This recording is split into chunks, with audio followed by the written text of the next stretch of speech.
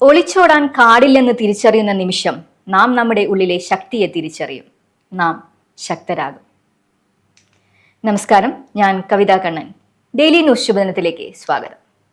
Daily news ശുഭദിനം നിങ്ങൾക്കായി അവതരിപ്പിക്കുന്നത് അമൃത്വേണി ഹെയർ എലിക്സിയർ. ആ പുൽമേട്ടിൽ ഒരിടത്ത് പശുവും മറ്റൊരിടത്ത് കാട്ടുപോത്തും മേഞ്ഞിരുന്നു. അപ്പോഴാണ് ശക്തമായ മഞ്ഞുകാറ്റ് ദൂരെ നിന്നും വരുന്നത്. കാറ്റ് വരുന്ന ശബ്ദം ഇവർക്ക് രണ്ടുപേർക്കും നേരത്തെ തന്നെ തിരിച്ചറിയാനുള്ള കഴിവുണ്ട്. പശു ഈ ശബ്ദം കേട്ട് തിരിഞ്ഞോടാൻ തുടങ്ങി. എന്നാൽ കാട്ടുപോത്താകട്ടെ കാറ്റിന് നേരെയാണ് ഓടിയത്. തന്റെ ശക്തമായ ശരീരം കാറ്റിൽ ഉലയാതെ വീണു പോകാതെ ബാലൻസ് ചെയ്ത് കാട്ടുപോത്ത് കാറ്റിനെ മറികടന്നു. ഫലമായി കാറ്റ് കൊണ്ടിട്ട ഭക്ഷണങ്ങൾ അത് ആസ്വദിച്ചു.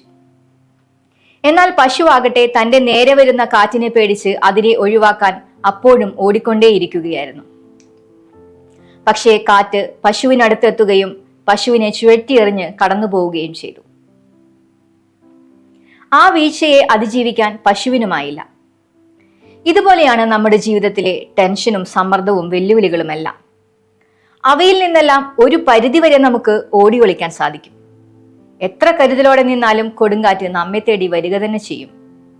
ഈ കൊടുങ്കാറ്റ് വരുമ്പോൾ അവയെ കടന്നു പോകാൻ അനുവദിക്കാതെ ആ കാറ്റിനു മുമ്പിൽ പലരും ഓടിക്കൊണ്ടേയിരിക്കും.